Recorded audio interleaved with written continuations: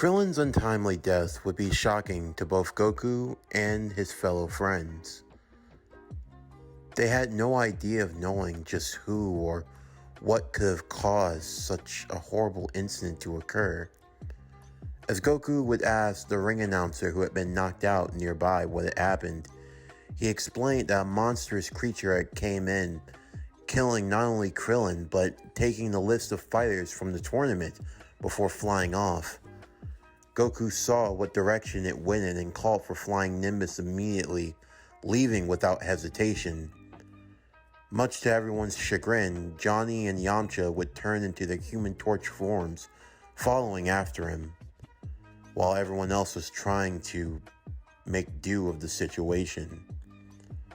Of course, for Reed and Susan, they were extremely worried to see that their son and that their close friend and family member and Johnny were all flying off into danger, and even Yamcha. Although at the very least, they hoped that with all three of them together, they would be fine. As they continued on, it wouldn't take long for Goku to eventually catch up with the beast itself, a being that called itself Tambourine. In the meantime, as they investigated Krillin's body, Master Roshi would see a certain symbol on a piece of paper left behind. He recognized the insignia, and a cold shiver ran down his spine at the thought. It was the insignia for the Demon King Piccolo. Everyone turned to Roshi as he would explain the situation in full. How long ago, a monstrous creature by the name of King Piccolo ruled over the earth, a darkness that led mankind into the brink of extinction. It was only thanks to his master that King Piccolo was soundly defeated, sealed away in a container, a rice cooker, using a technique known as the evil containment wave. But if this insignia were here, then he only feared for the worst. It meant that the Demon King Piccolo had returned. Of course, Reed had heard stories of such a being, but still, he never thought that it could be true. But if Roshi could confirm it, then that only made their situation more dire.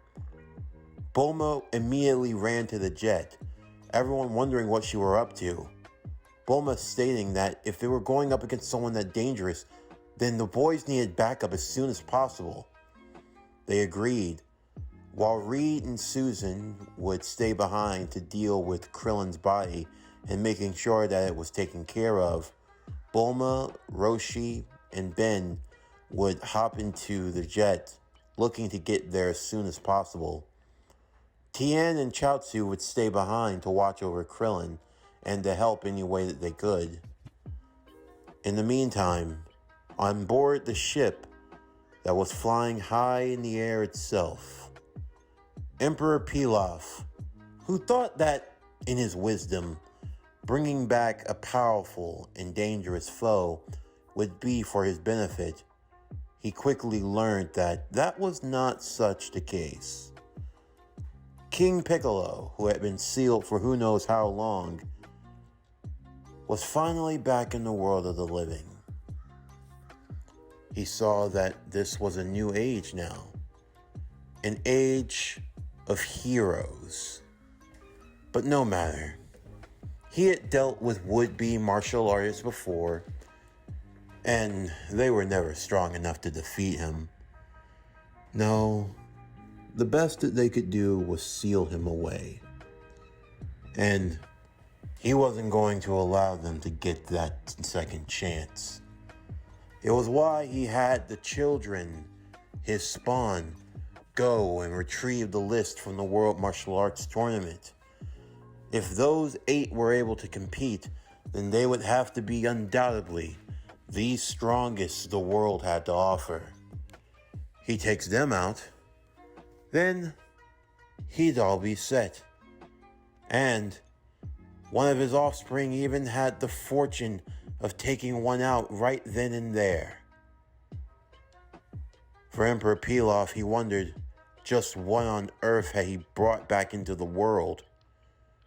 All the same, there was no point in wondering now.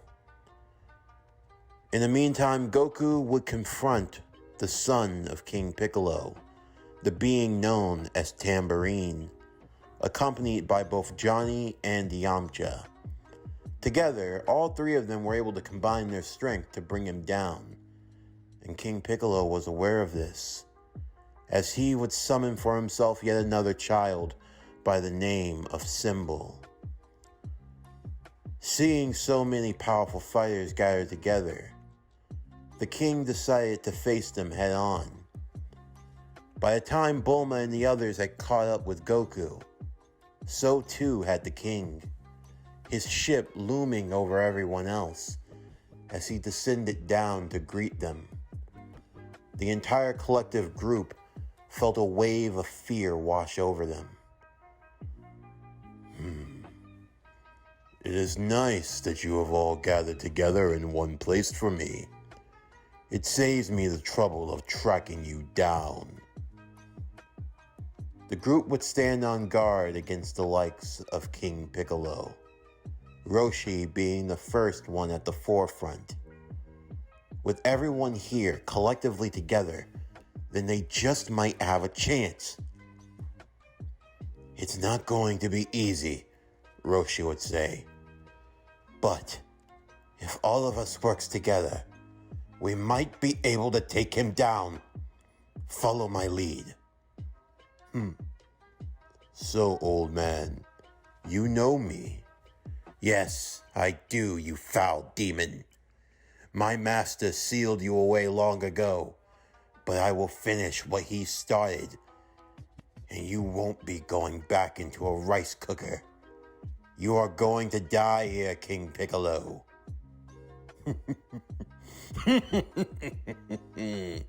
So, you're one of the young runts who was there that day. Yes, the boy with the glasses. The turtle kanji. So, you were the student of that master. I doubt you've gotten any stronger in your time since then. You've grown old and frail. Your youth betrays you. However, I only grow stronger in my age, wiser and sharper. You will put up a fight, I am assured, but it is useless. You will fall all the same. I hope you've made your peace, because you will join your master in the afterlife. The team of Roshi, Goku, Ben Grimm, the Thing, Johnny and Yamcha, the Human Torches, all five of them would launch towards King Piccolo. The king showed why he was truly a master of the martial arts, able to fend off five powerful fighters all at once. Roshi would lead the charge, creating openings for everyone else. The king took a couple of hits, even Ben using the power of the Clobbering Canyon, combined with the likes of the Kamehameha wave of Goku, the two of them joining together of sorts as it slammed into the king's back. But it was not enough to stop him. This was amusing. They were actually putting up a pretty good fight. But still, there was no hope. But it was nice for them to think that there was, to give them that spark, that chance. Bulma believed for a second that maybe they had it. If they continued with the teamwork, then it should be enough to stop them. But you would be wrong. King Piccolo quickly demonstrated why they never stood a chance. It started with Johnny. Yamcha was looking in to go for another strike against the Demon King, but he anticipated this. Dodging the fire blast at the last second, he was ready to move behind and finish him off swiftly. Seeing this, Johnny would push Yamcha out of the way. as the king would impale Johnny in the chest, his hand sticking out on the other side where his heart once was, the flames dissipating. Johnny could feel the life force slipping away from him. Goku and the others couldn't believe it. There is no point in struggling, man of flames. You have burned bright, but now you carry nothing but the embers. Johnny tried to keep his flame form for as long as he could. He wrapped his arms around the king, holding him in place. Just finish him off! Oh, Johnny! Goku would yell out. I'm fine. Just finish it. Everyone, unload on him! With tears in his eyes, Goku watched on. Master Roshi quickly formed a Kamehameha wave. Ben tried to form another clobbering cannon, but he didn't know if he had the strength to. Roshi and Yamcha seemed to be the only ones ready to fire, but even then, Yamcha looked like he was holding back. Johnny was trying to give them an opening. If he held them in place long enough. Just do it! Seeing this, the king would cut his own arm off just as the blasts were being fired, and they couldn't be evaded. Johnny was destroyed. The king would quickly regrow his arm. Everyone left shell-shocked at what had happened. The king would quickly appear behind Ben Grimm as he swiftly kicked him in the neck, breaking it.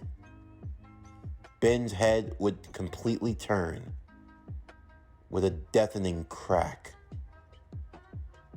He quickly fell to the ground. Yamcha and Goku, they were swatted away with ease. Bulma fell to her knees in terror as she watched what happened. Roshi was beside himself. 2 dead. He couldn't allow for any more death to take place. He turned to Bulma. Take the boys and get out of here. I'll try to buy you as much time as I can.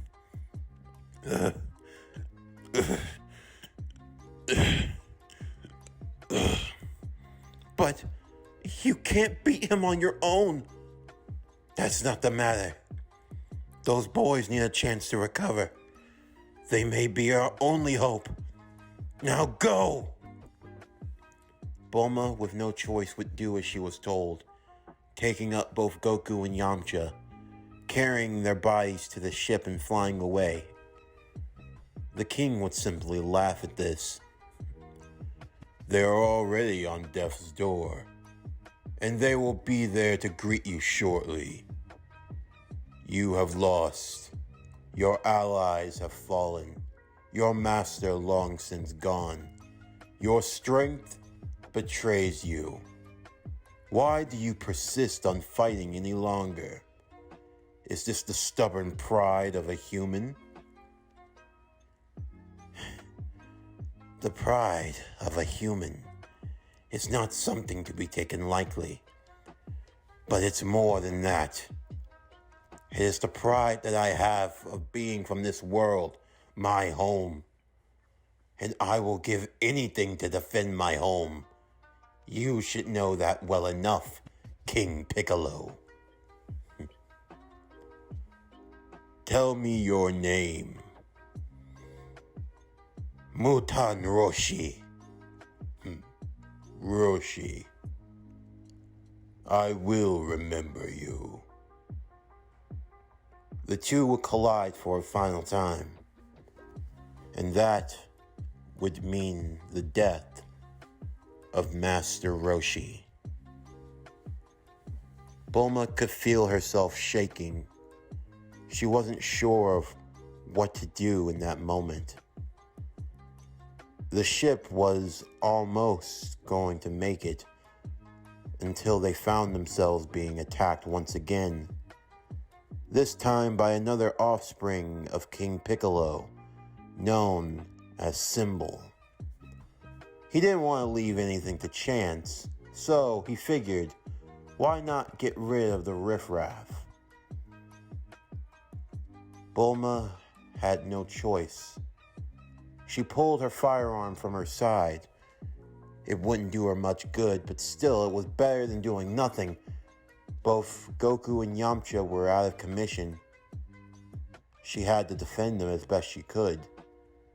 But, thankfully enough, someone unlikely came along. A pudgy, to say the least, swordsman, scruffy-looking and chumpy in all ways and form. He quickly dissected and destroyed Symbol, much to Bulma's shock. Don't think you're getting any. That thing destroyed my dinner, so now I'm gonna eat it, and you can't have none. Huh? You heard me. The great Yajirobe has spoken. Uh-huh. In the meantime, back in West City, Reed and Susan would be given the unfortunate news. Tien Shinhan being with them as well, along with Chaozu. They couldn't believe it.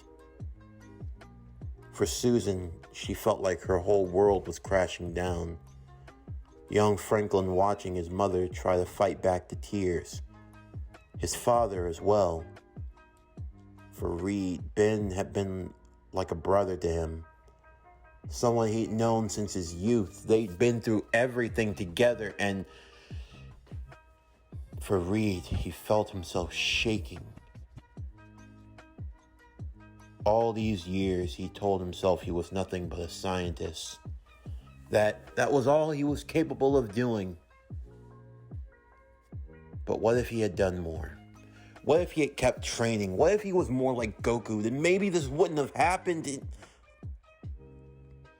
He had to compose himself. Right now, King Piccolo was a true threat. One that had to be stopped by any means necessary.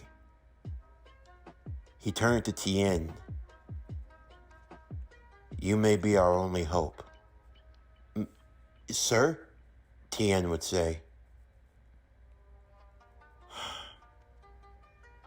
King Piccolo might be too powerful for any of us to stop. That's why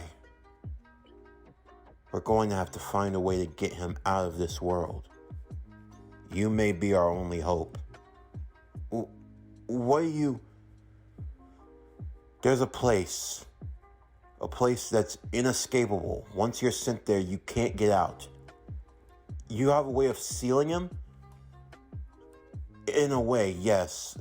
It doesn't rely on the magic or the things that you and Goku use in battle. It's more scientific based. But there's a dimension that we can send the king to. If you can help me, I'm going to create a way to open the portal to this dimension. If we can find a way to trap him, knock him inside. Reed, you don't mean... Susan, we don't have a choice. But Reed, we promised we would never open a portal back to that place ever again. Especially after last time.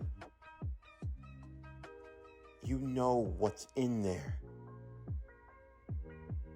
What choice do we have? We already locked one person in there one time ago. We can do it again. What are you talking about? Tien would ask. It's called the negative zone, Mr. Shinhan. It's a dimension separated from all others. Once you're inside, unless you have the means or the tech or the skills, you can't get out. The negative zone. You're going to try to trap him there? Yes. But we need your help. Will you? Tien looked at him. Of course. Whatever you need. With that, Reed would get to work. He would not let the deaths of his friends go unavenged. They were going to send the Demon King to the negative zone, where he would never be able to escape. In the meantime, both Goku and Yamcha were coming back to consciousness to learn of what had happened to their friends, but even more so, to find that they were in the company of a large individual eating what appeared to be the son of the King Piccolo. Safe to say, things just got stranger. But now wasn't the time to worry about that, because they had bigger things to focus on. Stopping King Piccolo by any means necessary. This concludes Dragon Ball Fantastic Tales.